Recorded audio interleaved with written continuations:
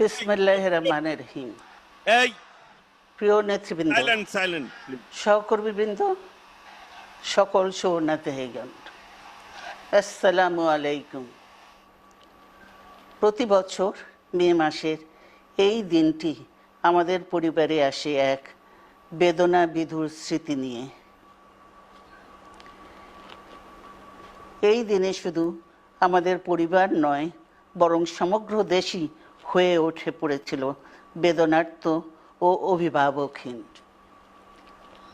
আমাদের প্রিয় মাতৃভূমি বাংলাদেশের জন্মের সাথে জড়িয়ে থাকা এক অবিচ্ছেদ্য নাম শহীদ প্রেসিডেন্ট জিয়াউর রহমান, যে চট্টগ্রাম থেকে স্বাধীনতার ঘোষণা করে তিনি এ দেশের সাথে তার নাম অবিচ্ছেদ্য করেছিলেন। সেই চট্টগ্রামেই এক সফল